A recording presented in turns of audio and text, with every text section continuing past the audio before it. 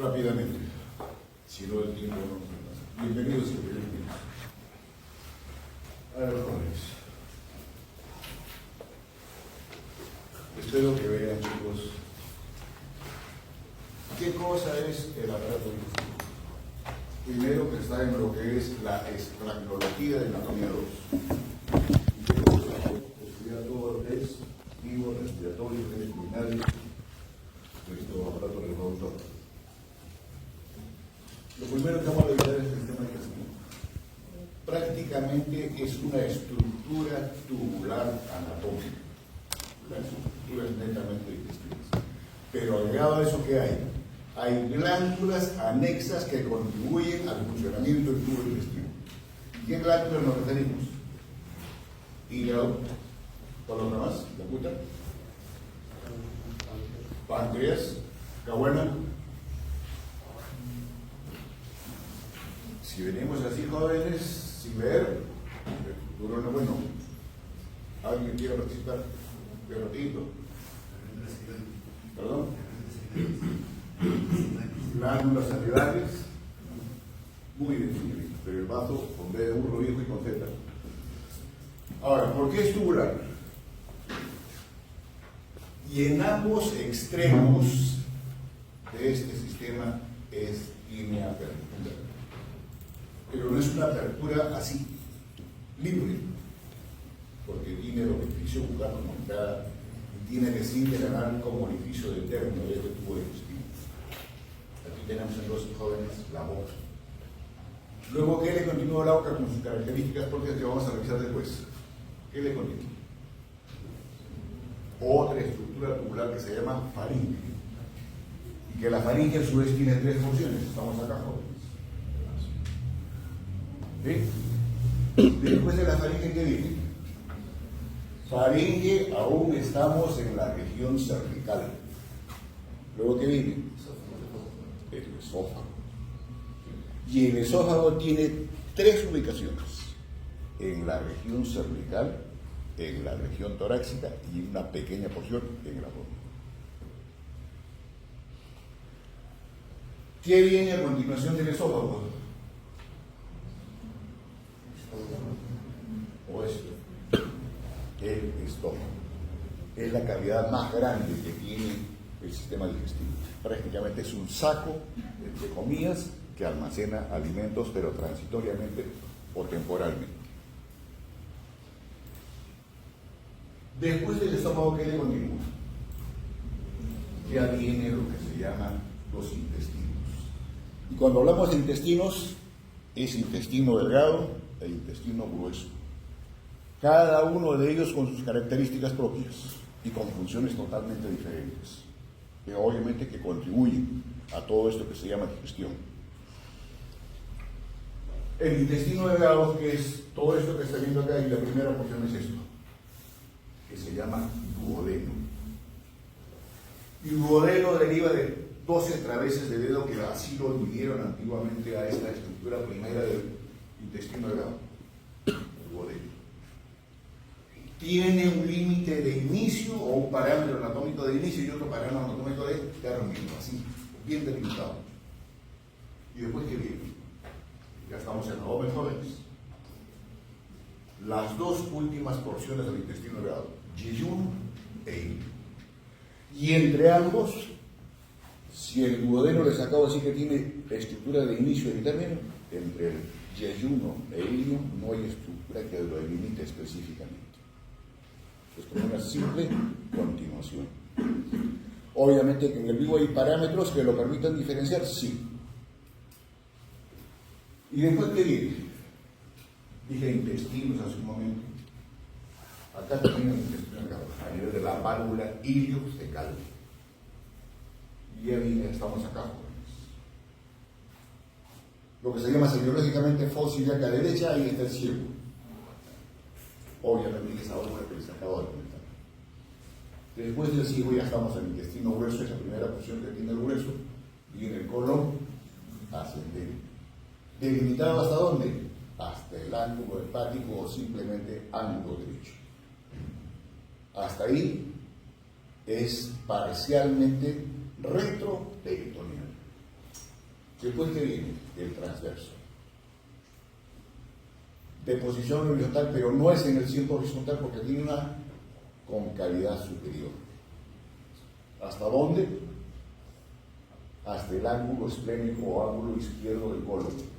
Y después que viene. Si esto se llama colon ascendente, esto es colon descendente. ¿Hasta dónde?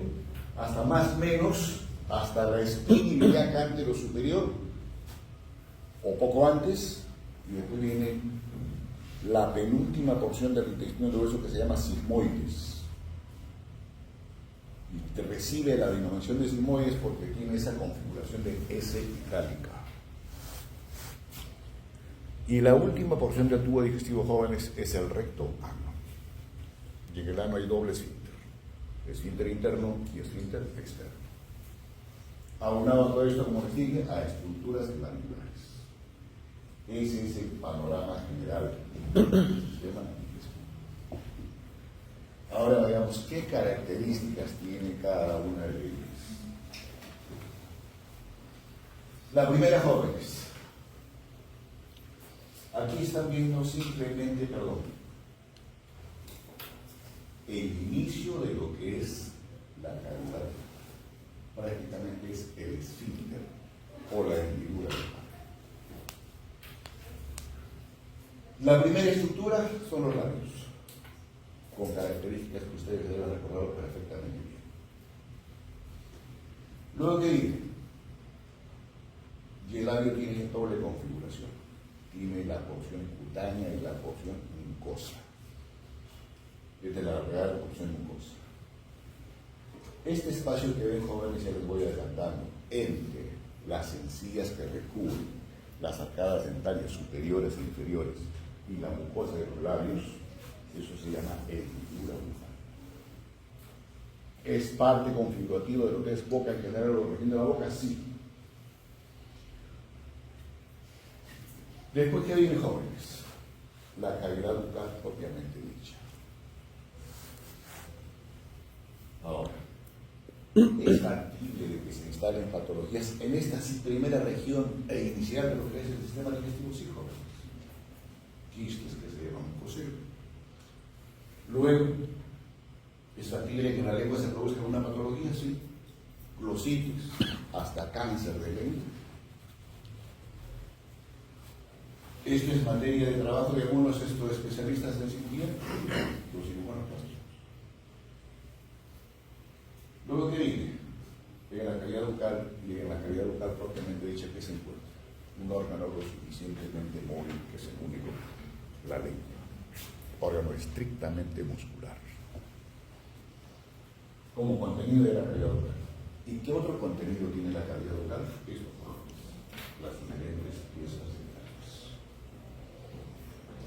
Ahora, esta primera porción del digestivo tiene funciones específicas, ¿no? Sí.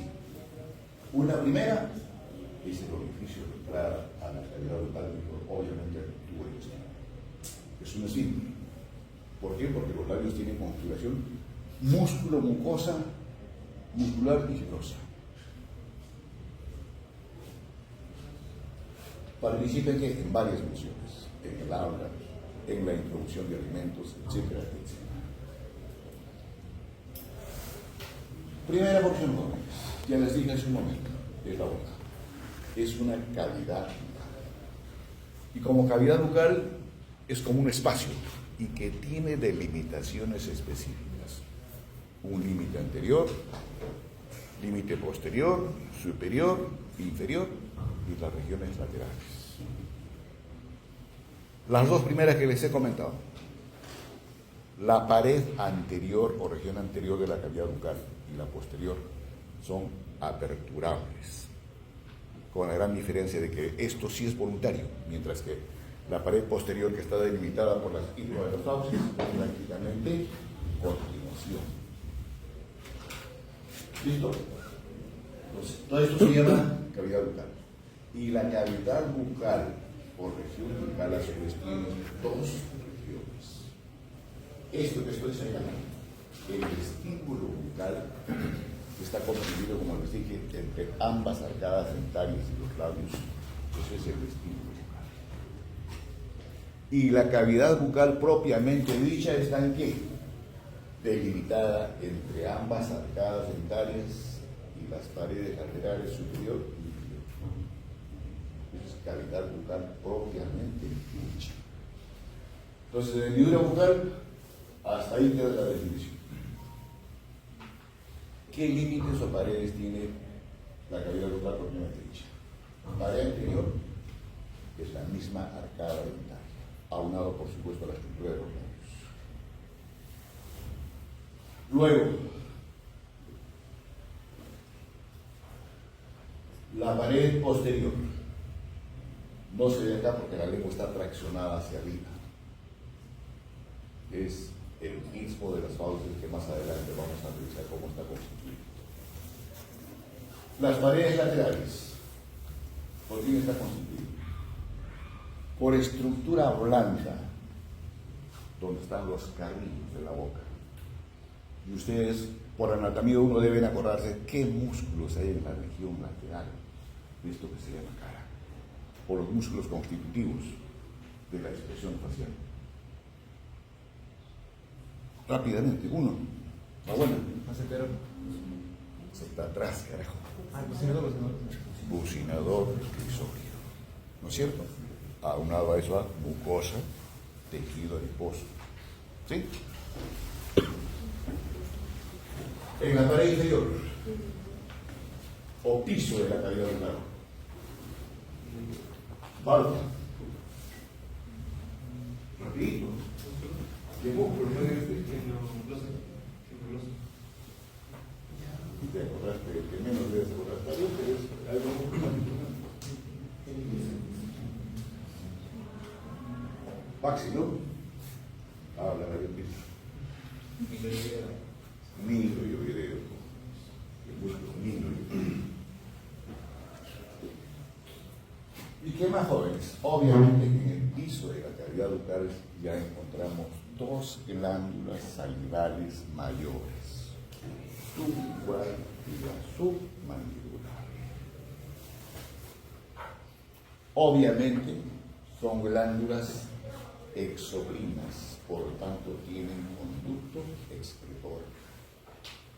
Y los conductos excretores de ambas glándulas están ubicadas en el entorno de esto que se llama el frenillo sublingual. O sea, están en el piso de la cavidad bucal. ¿Y qué falta de decir, jóvenes? La pared superior. Y esto también deben saber ustedes.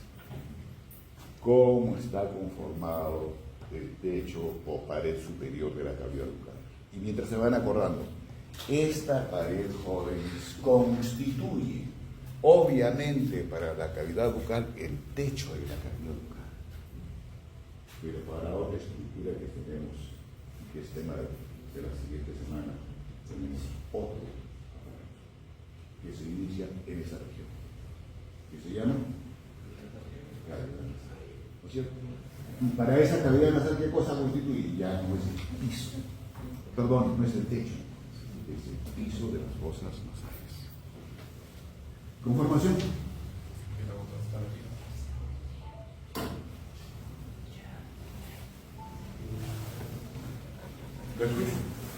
La palatina del hueso maxilar y la lámina horizontal del hueso. Hasta ahí, jóvenes. Eso es parte del techo de la cavidad bucal. Es el paladar uno. ¿Sí? Y por detrás de esa estructura ósea que acabamos de recordar, está el paladar. Y la estructura que desde ahora deben recordarlo es la cúpula o campanilla de las abuelas, como estructura conformante del paladar blando.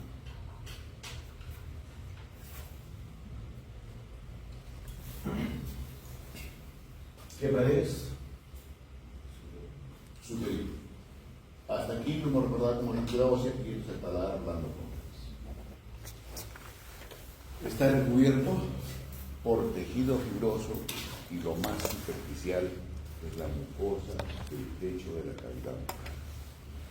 Y en esta estructura así recubierta como granulado, que lo ven ustedes, ¿qué cosa es? Son glándulas salivales menores, las glándulas palatinas. ¿Sí? Y la característica de esto que es jóvenes, que tiene un raje en el medio. Y eso es evidenciable cuando uno hace el recorrido de esta porción de la boca con la superficie de la lengua. Y aparte de tener un raje cutáneo, ¿qué tiene jóvenes? Tiene pliegues transversales, que también es evidenciable. Y si uno tiene una lengua no muy curiosa, pues agarren, mírense en el espejo y eso se ve. Ahora, ¿tiene algún objetivo la configuración así de la mucosa del techo de la cavidad bucal? ¿SI o NO? Sí tiene, jóvenes, porque contribuye ¿a qué? Al movimiento del bolo alimenticio. ¿Para qué? Para triturar adecuadamente los alimentos y haga la mezcla respectiva ¿con quién? Con la saliva. ¿Listo? Y aprovechemos ahora, en este techo, jóvenes, además de tener esta configuración, hay orificios respectivos. Si ustedes se acuerdan que hay acá otro orificio, palatino anterior y el palatino posterior. ¿Sí? ¿Para qué? Para que llegue a ese nivel de estructura vasculo-nerviosa, a esa porción del techo de la cavidad bucal. ¿Qué es esto, jóvenes? Si esto es la pared superior, ¿esto qué es? Y miren, estamos prácticamente en la región posterior de lo que es la lengua. Repito, pared posterior. La pared posterior. Y esto que están viendo acá, jóvenes, ¿qué cosa es?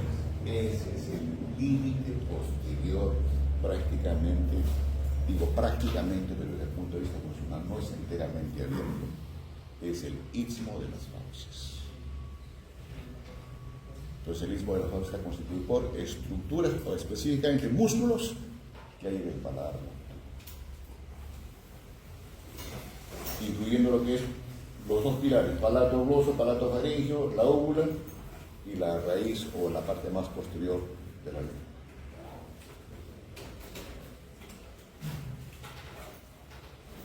Para que recuerden rápidamente, jóvenes, esto ya es tema revisado, es la conformación que tienen los labios, también los auriculares de los labios superior e inferior. ¿Es factible evidenciar patologías en esta primera región del sudodigestivo? Sí, jóvenes. Lo que se llama la fisura palatina, esto que están viendo. Y la fisura palatina obviamente es una malformación genética, solamente puede estar comprometiendo labios o puede comprometer la misma estructura del mismo paladar o techo de la cavidad. Y en el tratamiento obviamente que sí. ¿Listo, jóvenes? Y el grado más severo de esto puede comprometer prácticamente todo el techo de la cavidad. Son los grados más severos. Lo mismo para que recuerden la pared superior. Y esto que están viendo acá, jóvenes. ¿Cómo se llama la estructura más posterior del paladar óseo o paladar duro? ¿Tú qué recordaste? Sí. Recuerdo el borde posterior de la lámina horizontal del paladín. Es un borde constante. Y ahí se inserta inicialmente ¿qué? Una aponeurosis. Y esa aponeurosis sirve de elemento de sostén, para que lo entiendan así, ¿a quiénes? Al resto de la estructura blanda. Y esa estructura blanda está conformada por diferentes músculos. Obviamente fue recubierto de mucosa. Para no repetir más mucosas, jóvenes, todo lo que es cavidad bucal está revestido de mucosa. Y obviamente con un criterio especial, e inserta como una serie de glándulas salivales menores, incluyendo estas últimas glándulas en los labios.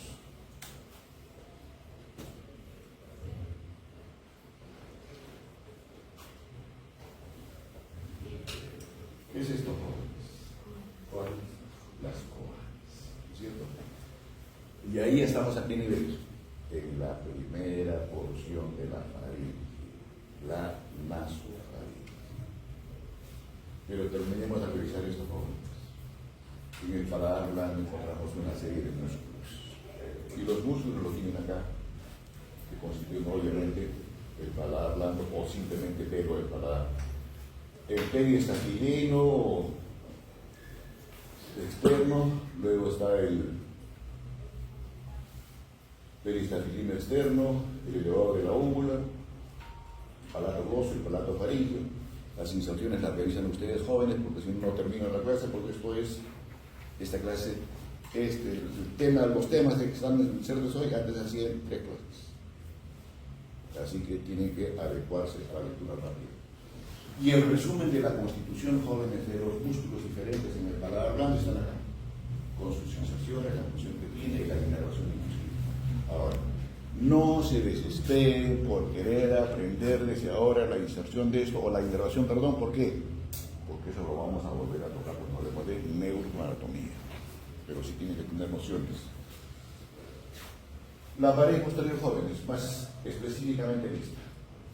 Acá hay 2 pliegues, un pliegue anterior de los pliegues posteriores.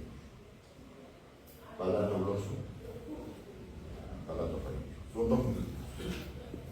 Palato gloso porque su inserción del pene va a ser en el borde más posterior que tiene la lengua y el otro ya es la porción inicial de lo que es ahí. Entre ambos existe un espacio que se llama la fosa tonsilar. Y esa fosa tonsilar aloja ¿a quién? A la amígdala palatina. Esa que es la causa de amigdalitis en los procesos respiratorios, cuando usamos debería ser. Obviamente, cuando hay una hipertrofia de esto, significa que y la característica de eso es que es enteramente tejido oide. La pared lateral, jóvenes. Si hacemos una descripción de lo más interno, lo más externo, ¿qué encontramos? Mucosa, estructura muscular, donde está bucinador y ¿qué más? El rictorio, ¿no es cierto?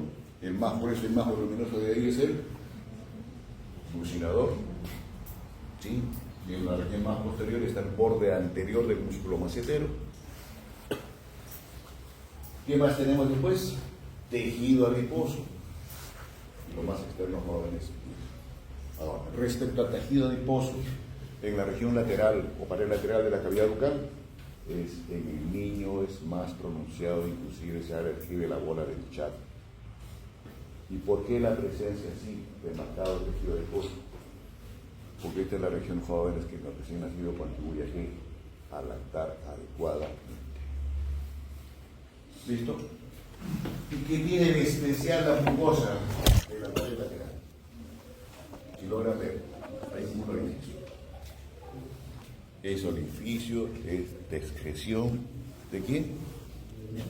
De la glándula parótida. ¿Sí? Y específicamente lo hace a qué nivel? A nivel del segundo molar. Y eso es lo que realmente hay en esa pared lateral. Y la relación anatómica más importante, muy aparte de la estructura que estamos realizando de glucosa, piel, tejido de músculo, es esto. El borde anterior de la glándula parótida y de este borde que se origina, el conducto de dicha glándula, que transcurre superficialmente respecto al músculo macetero y cuando llega a su borde anterior de este mismo músculo, ¿qué hace? Cambia definitivamente de dirección. Se introduce y perfora las fibras constitutivas del músculo fusionador y termina en ese sector que les he comentado de la mucosa de la pared lateral. La pared inferior, jóvenes.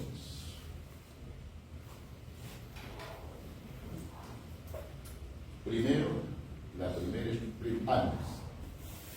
estructura que sostiene, entre comillas, a las diferentes estructuras que encontramos en el piso de la boca, es el músculo negro, diafragma bucal. ¿Qué hay a continuación de este músculo? 2 glándulas. Más posterior, la glándula submandibular en la fosa que ustedes conocen, y anteriormente la glándula sublingual. Son dos pares de glándulas salivales mayores. ¿Sí? Ahora, ambas, al final que tiene una recubierta de mucosa, la mucosa del piso de la boca. ¿Y qué de especial tiene esta mucosa? No solamente tapiza el piso de la boca, también tapiza la superficie de los alveolos dentarios, tanto desde el punto de vista labial como mucoso. ¿Y qué más tiene de característicos, jóvenes? Esta misma mucosa se continúa recubriendo la cara inferior de la lengua y forma un pliegue, y ese pliegue se llama el frenillo sublingual. Y este frenillo sublingual también constituye o puede constituir patologías, hasta se puede fibrosar. Y adyacente a este frenillo sublingual, jóvenes, ¿qué hay? Hay como una especie de elevaciones, y eso también es evidenciable cuando uno se mira al espejo y se mira. Y esas elevaciones, ¿qué son? Los conductos excretorios de la glándula submandibular y sublingual.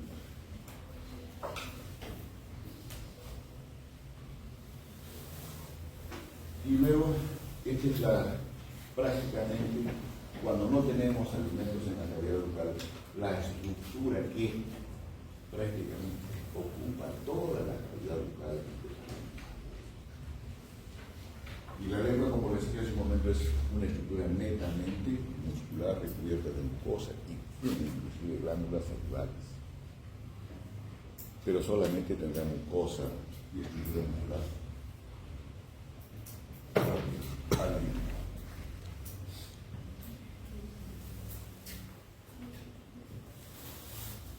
Bueno, todavía, ¿no? Señorita,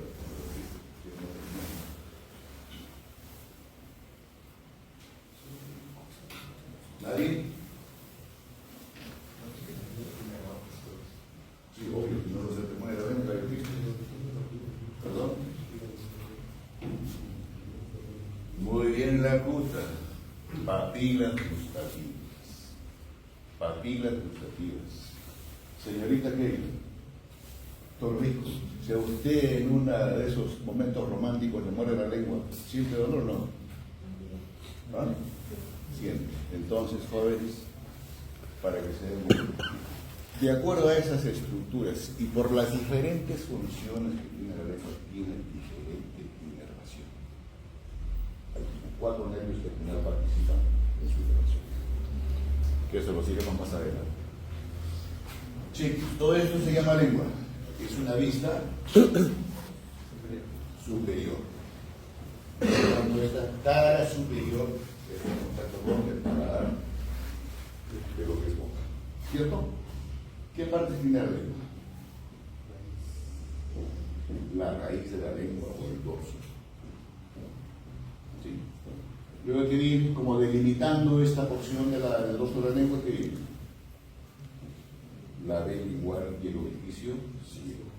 Y este orificio ciego, por el orificio, ustedes deben recordarse qué cosa es un remanente embrionario de lo que estaba inicialmente la glándula tiroides. Puede haber patología de esto, sí, cuando hay la persistencia del conducto tiroglóso. Después, ¿qué viene, jóvenes? El cuerpo en sí de la lengua, ¿no es cierto? Y el vértice o un vértice. Cara superior, las regiones laterales. Obviamente la mucosa que tapiza esta superficie de la lengua es diferente.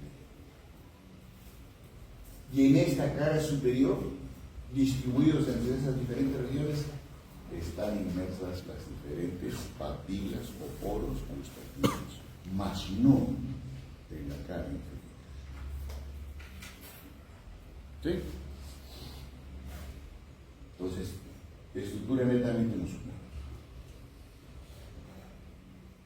En la conformación de la lengua, jóvenes, hay músculos intrínsecos o propios de la lengua y músculos extrínsecos. Los intrínsecos, ¿qué hacen? contribuyen a dar la diferente forma a la lengua, mientras que los extrínsecos a darle movilidad, de pasar hacia adelante o hacia atrás. Lo mismo, jóvenes, y aquí tienen ustedes la distribución de las diferentes partidas gustativas, lo salado, amargo, dulce, etc. Siente la cara inferior, con característicos del pliegue sublingual. Para que vean acá los músculos constitutivos de la lengua, que lo revisan ustedes también, pero para que estos músculos estén presentes y tengan inserciones respectivas y le den forma, digamos, movilidad a la lengua, se describe el esqueleto osteofibroso que tiene la lengua. Y para eso se consideran tres estructuras fundamentales: hueso de oídos, el septum lingual y la membrana tubulosa transversal. Esto es parte de inserción de los diferentes músculos que tiene la lengua. Y cuando digo músculos extrínsecos es porque tienen inserción en alguna estructura ósea circundante, como por ejemplo palaporos. ¿Sí? Y este es un esquema, jóvenes, un corte transversal para fundamentalmente identificar ¿qué? Los músculos intrínsecos de la lengua. Y ahí tienen el cuadro, jóvenes, para que ustedes revisen estos diferentes músculos, con las diferentes inserciones y la función que cumplen. Hace un momento les hablé de inervación, ¿sí, jóvenes? Esta estructura así chiquitita, que es la chismosita de cada uno de ustedes, chicos, tiene 4 nervios que participan en su inervación. 4 pares de nervios cardinales. El hipogloso es el músculo, perdón, el nervio que prácticamente se encarga de la inervación de todos los músculos de la lengua, excepto el palato. ¿Quién lo inerva? Los dejo como inquietud a ustedes. Luego, la rama lingual del tercer par craneal, o perdón, del quinto par craneal, la rama mandibular, tiene un nervio que se llama lingual, y ese nervio se encarga de qué? De dar la inervación respectiva desde el punto de vista sensitivo a los 2 tercios anteriores de la lengua. El séptimo par craneal, a través de su nervio de la cuerda del tímpano, es la que se encarga de recoger las sensaciones gustativas, obviamente de las diferentes papilas gustativas de la lengua. Luego, el vago es el que forma un plexo de todos los músculos para darle la movilidad respectiva, y también el plexo posterior. Ahí tienen, jóvenes, en un esquema la distribución, digamos, de la inervación de estas diferentes partes de la lengua, los diferentes pares del cráneo que les he comentado. El contenido, jóvenes, es lengua 1 y las diferentes piezas vocales. De manera general, jóvenes, este es un diente, y lo único que vemos nosotros del diente es esto. Después hay porciones del diente que están incrustados en lo que es el alveolo dental.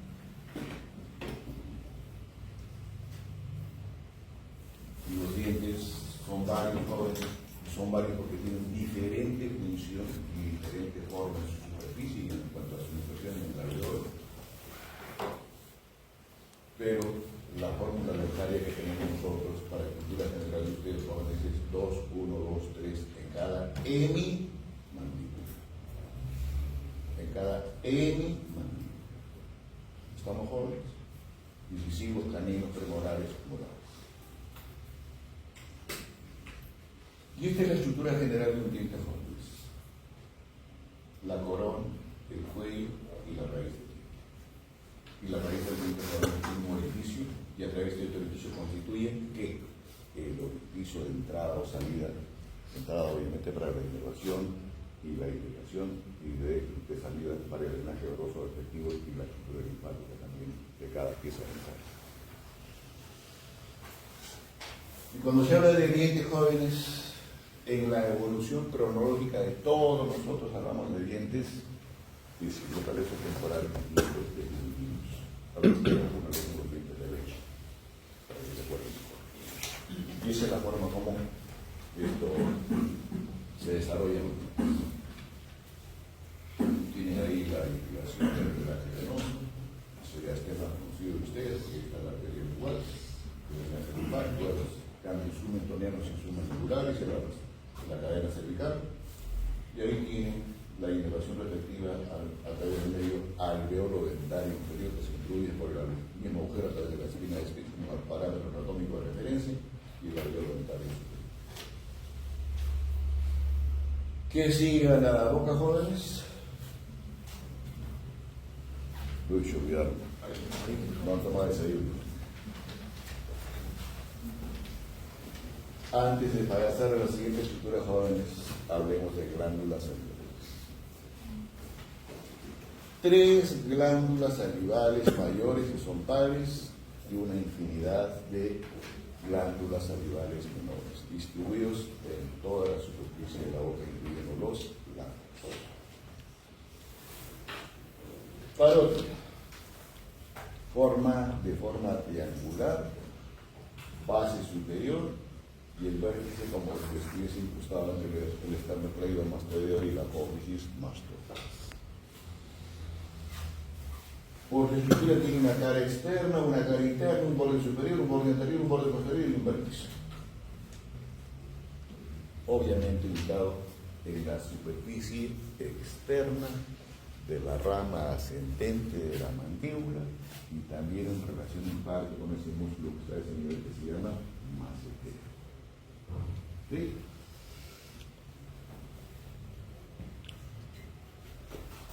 Ahora, ¿cómo está? La ubicación es esa, pero ¿cómo es? Es una estructura glandular que tiene que tener estructuras de aislamiento para que pueda cumplir su función totalmente glandular. ¿Cómo está delimitado? ¿O qué estructura o qué tejido anatómico lo delimita? ¿Alguien?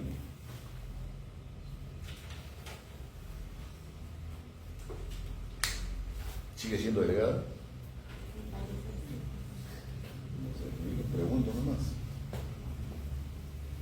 Haciendo paréntesis jóvenes. Delegado de grupo, para efectos de teoría, subdelegado de cada grupo de prácticas, se puede agradecer. A, B y C. ¿Se acordaron? La encuentro está que medio lúcido. Creo que la lluvia no la haya barrido las ideas.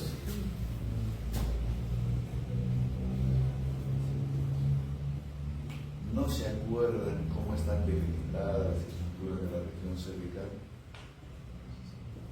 ¿Dónde está el agua? ¿Dónde está? Yo respóndale, yo le dije.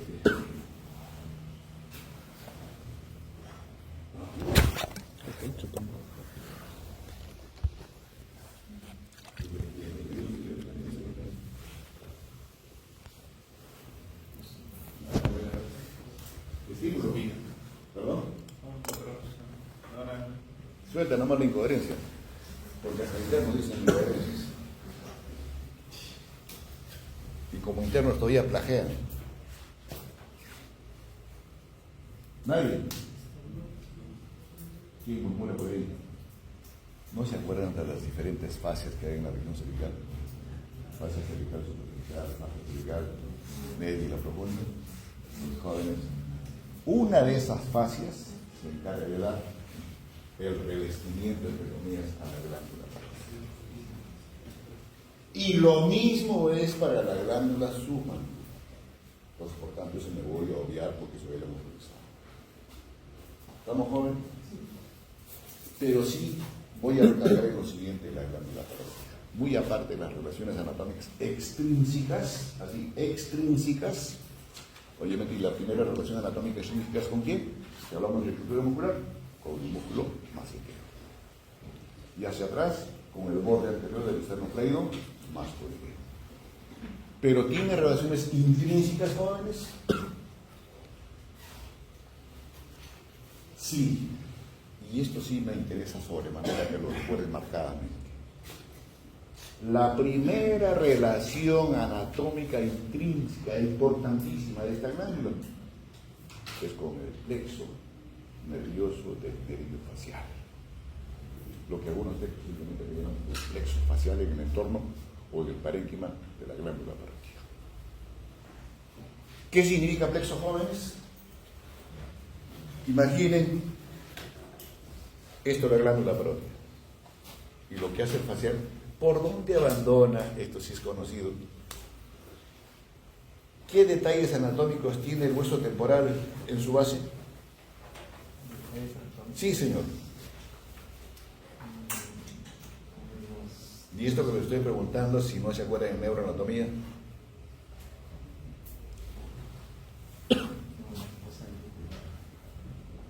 ¿Alguien?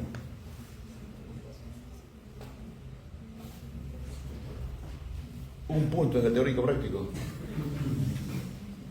Tempranamente están empezando las ofertas, y si no, menos uno.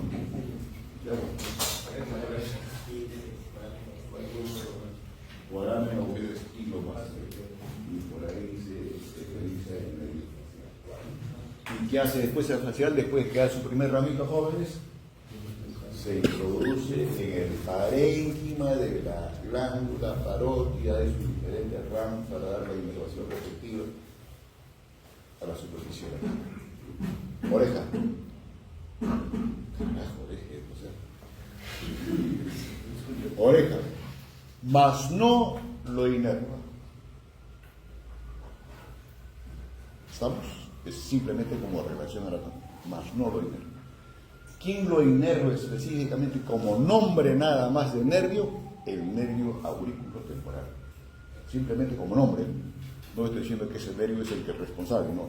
Ese es un nervio que vehiculiza a otro par craneal. Esa es una relación anatómica, la más importante. La otra, en el mismo parénquima de la glándula parótida está la vena retromandibular contribuyente a lo que es la vena mandibular.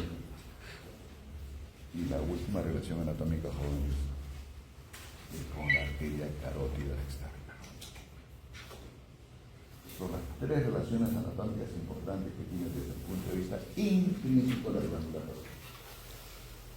Y para que eso olviden, jóvenes, es que la glándula parótida tiene cortes seccionales especiales de ahí, y así es el comportamiento de la alimentación. Entonces, ¿tiene alguna importancia estos jóvenes? Obviamente que sí, porque la parótida no está exenta de patologías. Hasta hay cáncer de la glándula parótida, hay tumoración de benignas, y que obviamente eso está quirúrgico. Entonces, quien trabaje o quiera trabajar, que es el maxilofacial en esta glándula, ¿qué tiene que tener muy en consideración? Muy aparte de las relaciones extrínsecas que tiene. Las tres últimas que les he comentado. ¿Estamos?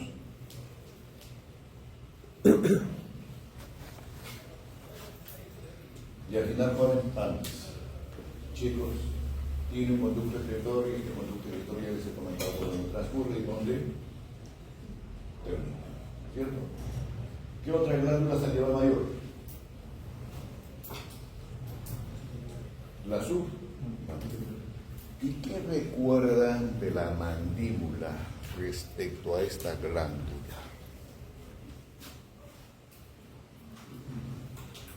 ¿O no recuerdan nada?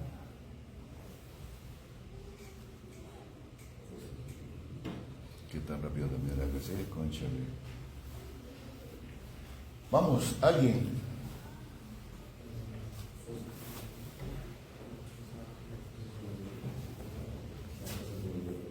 Sí, perdón, tiene una cosita, la fosa de glándula submandibular. Y esa fosita, joven, está en relación con el borde anterior de la rama horizontal y su región más posterior. Obviamente cara interna. Y esas superficies jóvenes sirven para que ahí se engarce otro desdoblamiento de la fascia cervical superficial y proteja a esta glándula. ¿Listo? Y esta glándula, jóvenes, tiene marcadísima relación con quién? Con el músculo milio. Cuando se ve como que se regresa a la glándula. ¿Listo? Entonces la inervación por si acaso de la parótida, cambio de donde se aprenden las fibras parasimpáticas postganglionares. Ese es el término que se utiliza cuando hablamos de inervación. Descanso. Chicos, la relación anatómica de esta glándula que estaba fomentando la submandibular es con quién? Que su conducto excretor jóvenes, que es este de acá, que mide más o menos 5 centímetros de longitud, que hace, tiene relación anatómica importante con la estructura amarillenta que están viendo ahí, que se llama el nervio lingual. Donde termina, ya se los dije, adyacente al frenillo sublingual. Aquí está descrito, jóvenes, esta es la fosa submandibular, y aquí está descrito cómo son las situaciones que tienen las relaciones anatómicas de esta glándula. Igual, la relación anatómica más importante es con el nervio lingual que les acabo de comentar. Lo mismo. La irrigación, obviamente, hace clases de qué? De ramos de la. ¿Qué arteria de ese nivel? Un ramo de la carótida externa en su borde anterior. La arteria linfática. Drenaje venoso, drenaje linfático. Esta es la glándula que estábamos revisando y esta es la última de las glándulas jóvenes, que es la glándula sublingual. Y esta última es la más pequeñita de todas las glándulas, pero sigue siendo par, inclusive algunos creen que, como si digo pares izquierda y derecha, digamos prácticamente como que se juntan los bordes internos de ambas glándulas respecto al frenillo sublingual. El conducto excretor de esta glándula es marcadamente pequeñísimo, pero son varios los conductos excretores que tiene adyacente al frenillo sublingual. Y la inervación es a través de la nucleomedia de la correa del tímpano, pero cuando hace sinapsis en este ganglio que se llama ganglio submandibular, y de ahí tienen las fibras postganglionares de inervar a la glándula submandibular y sublingual. Ahí tienen las relaciones anatómicas, jóvenes. Lo mismo. Y después vienen los conductos secretores o glándulas salivales menores, como les dije, distribuidos en toda la mucosa de la superficie del ojo. Labiales, yugales, molares, palatinas, etc. Siguiente estructura jóvenes. Lo que está remarcado en verde, que es la faringe. Y la longitud promedio de la faringe, como faringe jóvenes, es de 13 a 14 centímetros. Y no es una estructura tubular uniforme en su diámetro. O sea, no es permanentemente el diámetro, no. Y la parte más estrecha de la faringe, jóvenes, está en su segmento más inferior. Y si decimos más inferior, es donde ya se va a unir con la siguiente estructura tubular que se llama esófago. ¿Sí? Ahí está el esfínter crínico-esófago. ¿Dónde específicamente se inicia? Si recordamos estructura ósea, ahí hay un huesito, y que obviamente tiene nombre y que tiene un detalle anatómico. ¿De acuerdo? Los que han aprobado fuertemente anatomía única no hagan otro. ¿Cuál? Muy lindo tu faringe. ¿Y puedes precisar en qué parte del esfenoides y en cuál de las alas?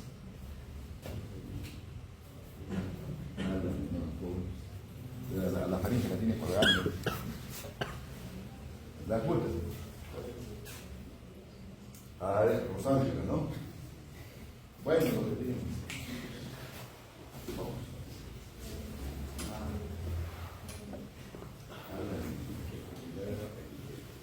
¿Facturate? ¿Voluntario o voluntario? El cuerpo de sí,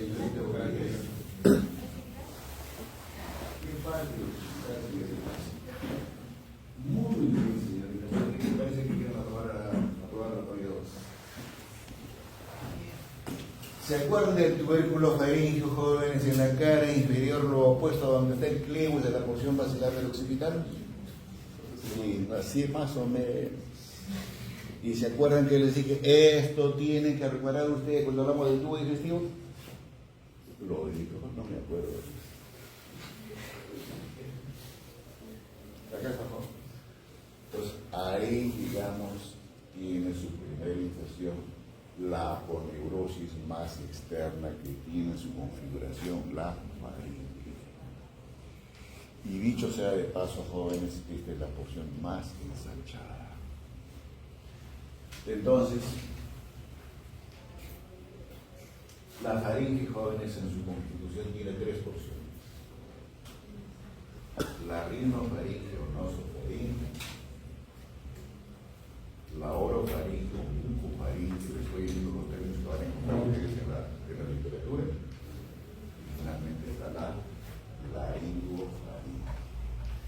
Las denominaciones de estas tres porciones de la faringe, jóvenes, delatan con qué estructura o qué estructura está ubicado en la pared anterior de la faringe. ¿Vamos?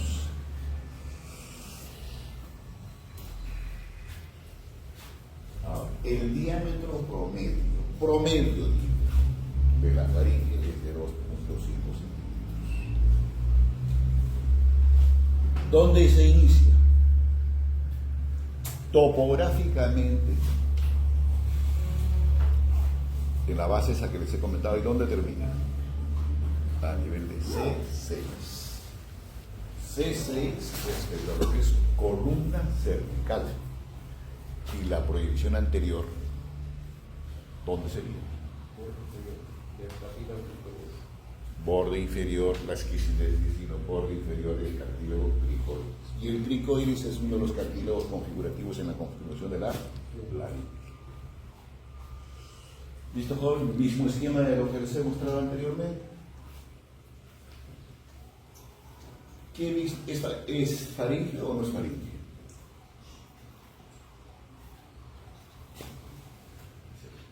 Vamos, si es faringe, joven. ¿Y qué vista de la faringe? Me encantó, carajo. La apertura de la faringe es posterior y después se la abierta así como un librito. ¿Se deja entender? ¿Qué se está viendo? Esta es la pared anterior de la faringe. Yo le digo, es una pseudo pared, porque realmente no hay pared. Porque la rinofaringe se continúa con las coanas. ¿Sí? O las coanas se continúan hacia atrás con la... ¿Qué es esto? El istmo de las fauces. ¿Y a quién pertenece el istmo de las fauces? A la cara, superficie o pared posterior de la cavidad bucal. Continuación, la bucofaringe. Y después, ¿qué hay? La última porción que es la laringofaringe y continuación de la laringe con lo que es el cartílago. Entonces, estas porciones, jóvenes, más o menos tienen delimitación. ¿Y qué delimitación tiene? La nasofaringe es desde dónde? Desde la base esa que hemos comentado del tubérculo faríngeo hasta el pelo de la cara. ¿Sí? Y la orofaringe, obviamente, todo lo que es constitutivo del istmo de las fauces, hasta el borde libre del cartílago epiglótico.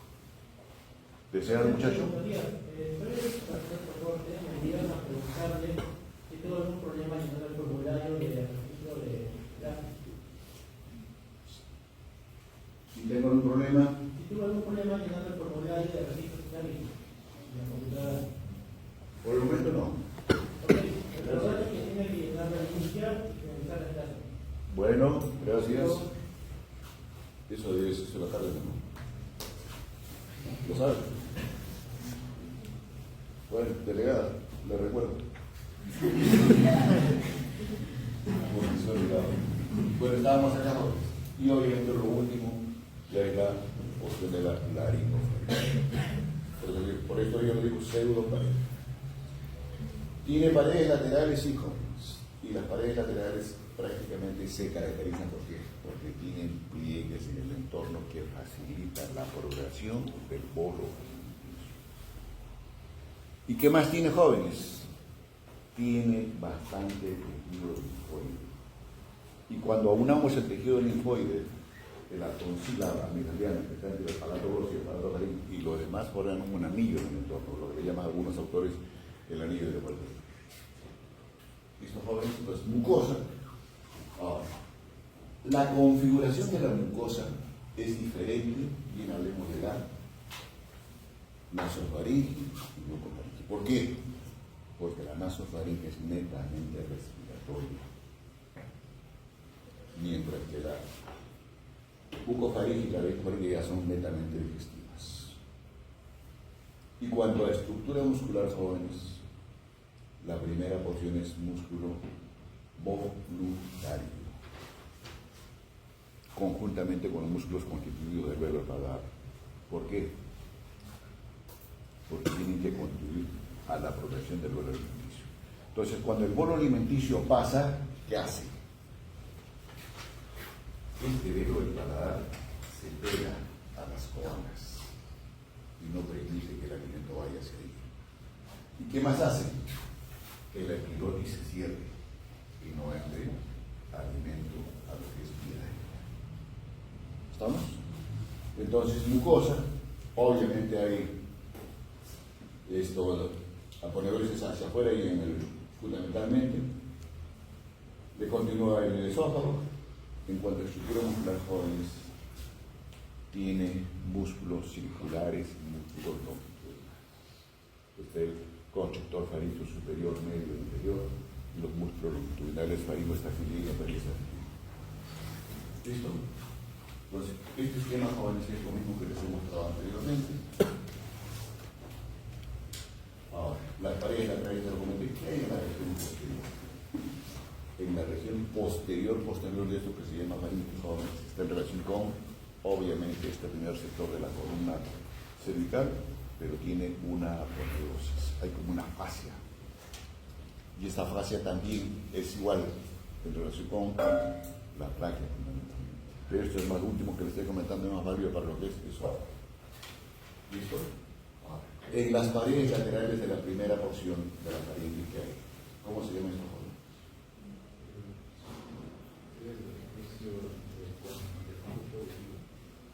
Del conducto auditivo, ¿no es cierto? Eso es lo recalcable en la primera porción. La trompa del sacro. Chicos, y en este esquema ustedes tienen las paredes constitutivas de la primera región de la faringe, que es la rinofaringe. Y en el anterior, inexistente, ya se lo mostré por las coanas.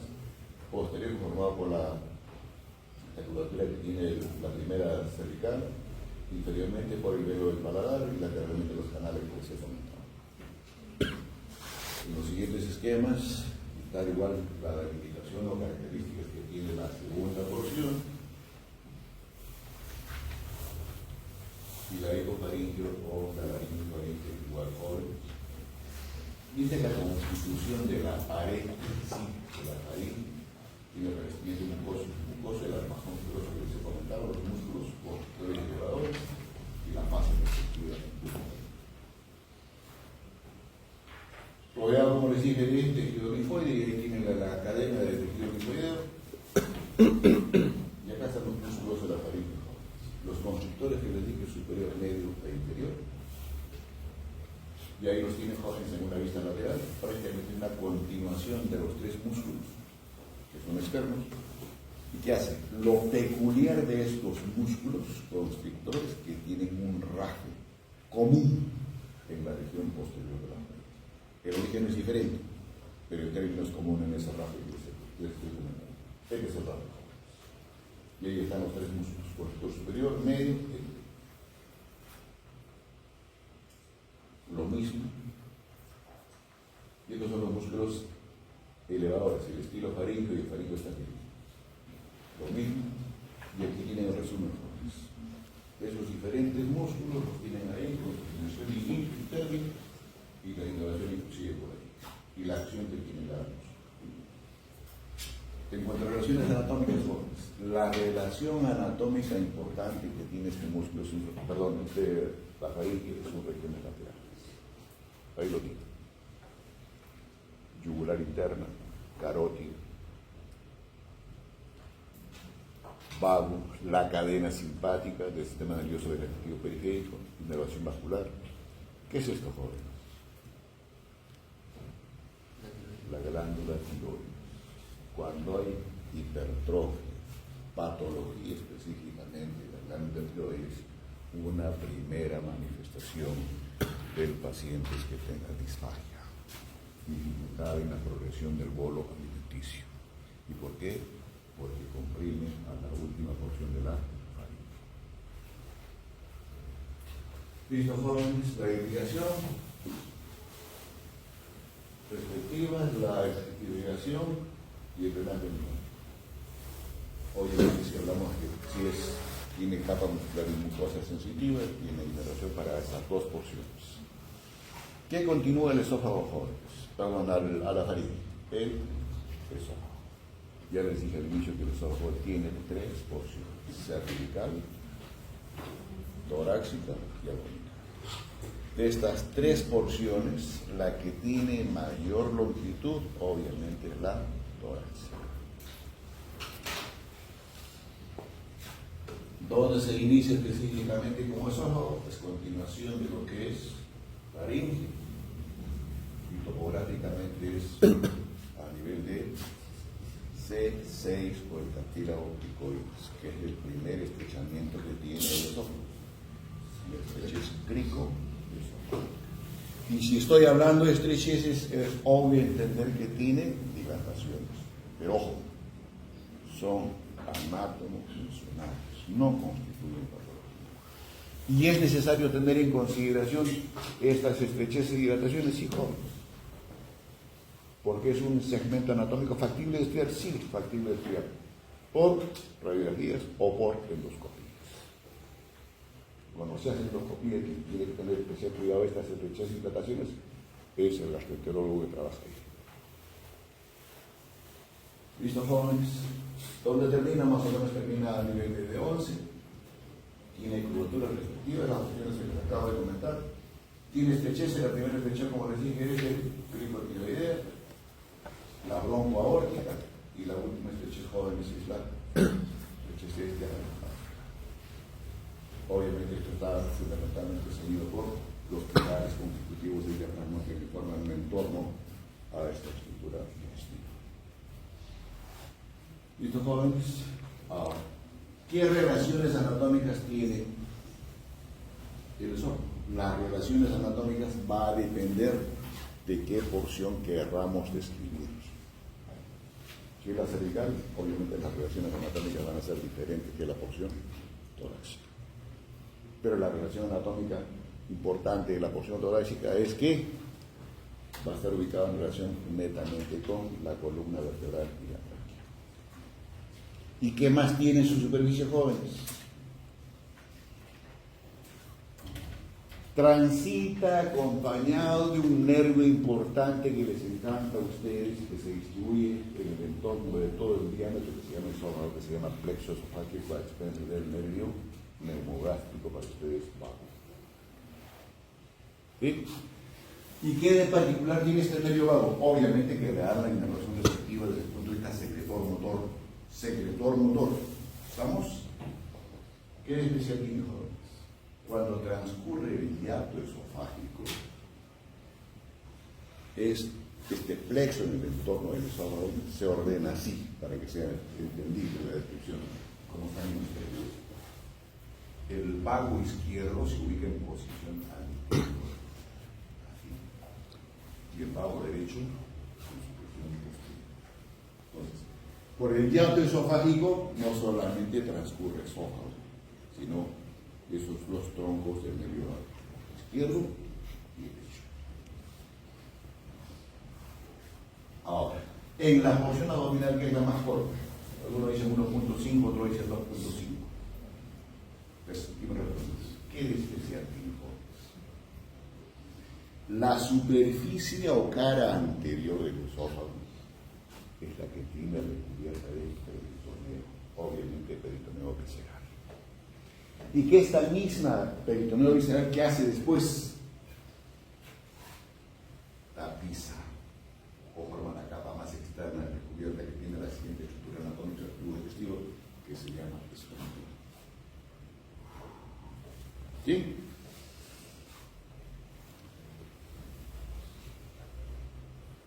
Y si en un momento les he hablado de estrecheces jóvenes, ahí están las estrecheces y dilataciones. Y la dilatación importante, más grande que este. Obviamente esto se ve en los jóvenes con este examen que se llama radioscopía con sustancia de contraste o mediante el proceso endoscópico que hacemos gastroenterólogos. Las relaciones anatómicas, relación anatómica importante que tienen los ojos con su porción cervical, que con la glándula tiroides. Y si hablamos de irrigación, jóvenes, a ese nivel, ¿quién irriga la porción cervical? Es la arteria, ramos de la arteria tiroidea inferior. ¿Listo? En la región torácica, delante tiene obviamente la tráquea, posterior la columna, y lateralmente tiene, acuérdense que esto está en el mediastino y por tanto tiene lateralmente relación con la pleura visceral de ambos mundos. Ahora, ¿es factible evidenciar patologías en esto que se llama esófago? Sí, como carga genética, las fístulas tráqueo-esofágicas. Luego, hay cáncer de esófago, sí, joven. Y también es una estructura factible de tener lesiones. Lesiones de proyectil, lesiones por arma blanca, etc. O contusiones. Ahora, en la unión del epitelio del esófago con el estómago, que es diferente, jóvenes, realmente hay un esfínter cardioesofágico. ¿Y la presencia de este esfínter es para qué? Para impedir la rectificación del contenido del inicio del estómago hacia el esófago. Y cuando ocurre eso, jóvenes, se llama tirosis, porque el contenido va, el estómago es diferente al lugar del esófago. Y desde el punto de vista gastroenterológico, tal vez si hay una victoria presente, se llama el gastroenterólogo, le da la incontinencia. La bibliografía la tienen ahí. Y nos quedan 5 minutos para hablar de estómago.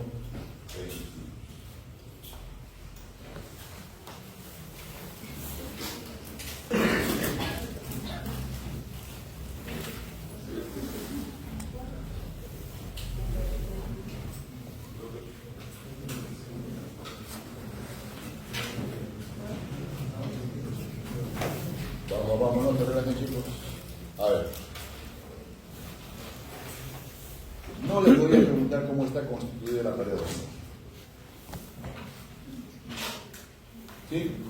Pero si les retiramos toda esta porción de la pared abdominal anterolateralmente en el vivo, se observa así, en posición anatómica. Por tanto, se llama hígado, lóbulo derecho, lóbulo izquierdo. Es el borde antero-inferior del hígado. ¿Qué es esto? Vesícula biliar. ¿Qué es esto? Bueno, este es el ligamento falciforme y este es el lóbulo hepático izquierdo. ¿Qué es esto?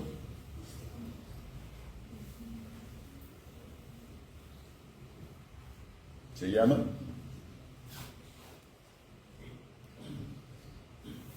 testículo. Está durmiendo.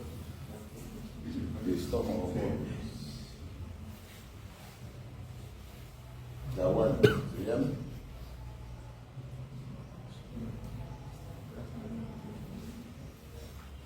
Se llama.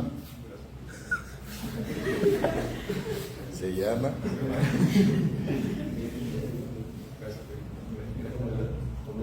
Aumento mayor. Acuérdense, si hay aumento mayor, hay aumento menor. Tienen que saber cómo está constituido este aumento mayor, ¿sí? Y tienen que saber dónde se origina, qué relaciones anatómicas tiene, hasta dónde llegan en el niño, hasta dónde llegan en el adúltero, etc. ¿Ven ustedes el resto de las vísceras del abdomen? No.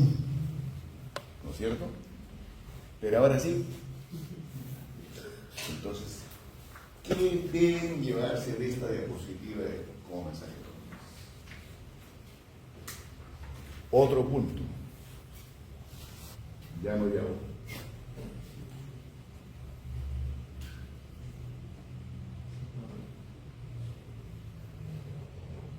Para eso es la primera, les da el panorama general.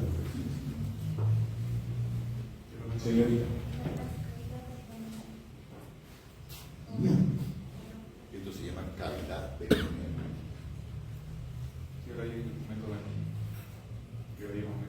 ¿Cuál? Un momento menos. Acá está calle fixa. Chicos, el masaje que tienen que llevarse es que el colon transverso interpuesto entre el ángulo hepático derecho y el ángulo esclénico simplemente izquierdo es móvil. ¿Y por qué es móvil?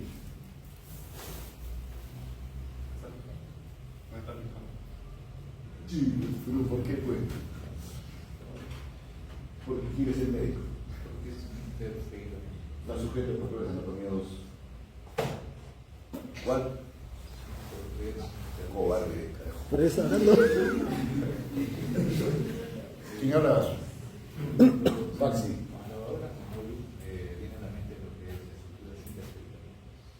Estructuras peritoneales.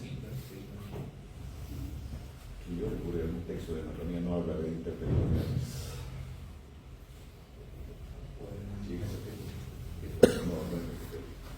Chicos, escuchen. Colon transverso, colon sigmoide, intestino delgado, yeyuno ilium tienen meso de implantación. ¿Sí? ¿Y esto que ven acá? Ese es el meso del colon transverso. Y ese meso del colon transverso, dependiendo del individuo, puede ser de mayor longitud o menor longitud, pero sí definitivamente hay meso. Entonces, eso le da que tenga la curvatura respectiva al colon transverso. ¿Estamos? Y si tiene meso y es móvil, ¿qué más se les ocurre? Que son parte del tubo digestivo que pueden constituir patología. Se pueden volvular, torcer. Es como una manguera que yo doblo. Y dependiendo de cuánto gire, va a constituir obstrucción total o parcial. ¿Sí? Pues entonces, ahora, para que ustedes puedan orientar hacia la pared las diferentes vísceras constituidas de la cavidad peritoneal, porque ahí están las vísceras, a la pared abdominal joven se le divide en estos cuadrantes. Las delimitaciones específicas se los dirán en semiología. Hipocondrio derecho, hipocondrio izquierdo, epigastrio, flanco derecho, mesogastrio, flanco izquierdo, fosa ilíaca derecha, hipogastrio y fosa ilíaca. En cada una de esas hay proyección de las vísceras. En el hipocondrio derecho y epigastrio.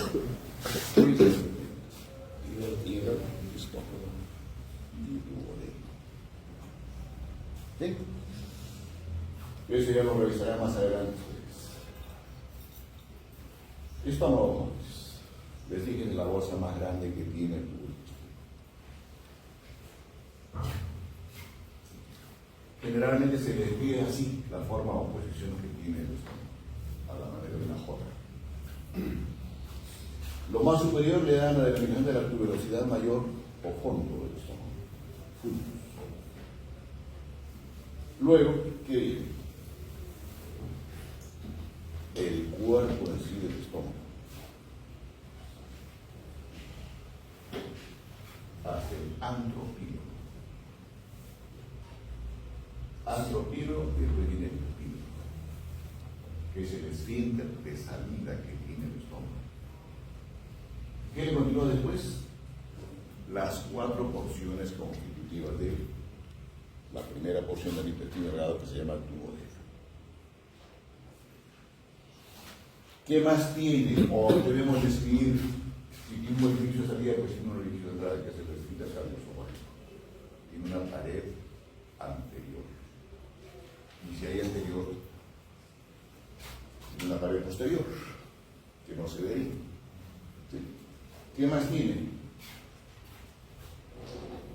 Curvatura menor y la curvatura mayor.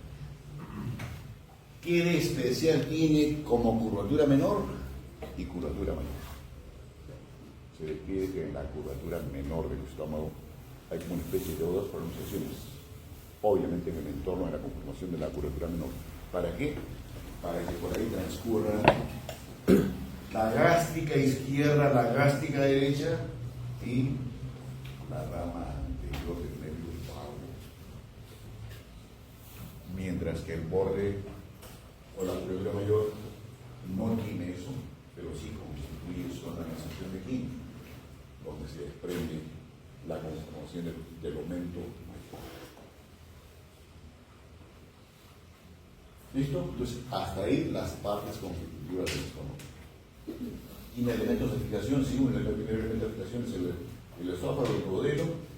¿Qué otro elemento constituye como elemento para que se mantenga en posición anatómica el estómago? Eso,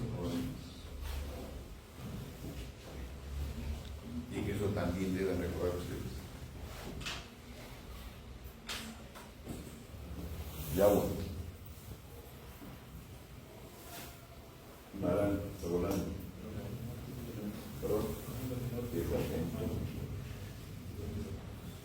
Aumento menor. Y el aumento menor tiene una porción flácida y la porción densa. O el hepato gástrico y el hepato duodenal. ¿Tiene estructuras nobles? Naranjas. ¿Tiene estructuras nobles? Sí. La triada portal. ¿Listo? ¿Qué hay por detrás del estómago? ¿Y qué hay por detrás de esto que se llama aumento menor? Señorita, ¿usted quería hablar? Sí, jóvenes, una estructura que está por detrás de ese páncreas.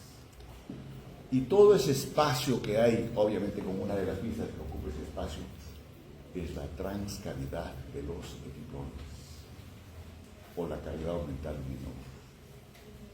¿Sí? Entonces, lo dejamos ahí. Con el estómago terminamos. Yo soy mi clase después. ¿Sí, no? No, pero si van a ocupar el aula o no van a ocupar el aula. Está por ahí.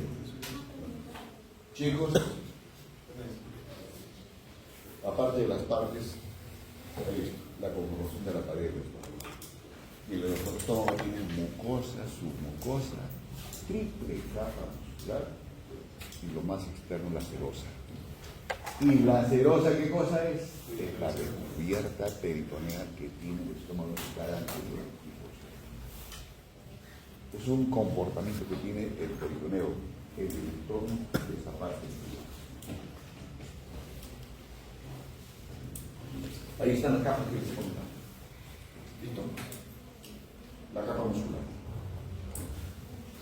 La mucosa en el entorno de lo que es curvatura menor tiene lo peculiar de formar unos pliegues, lo que le llaman el valle gástrico.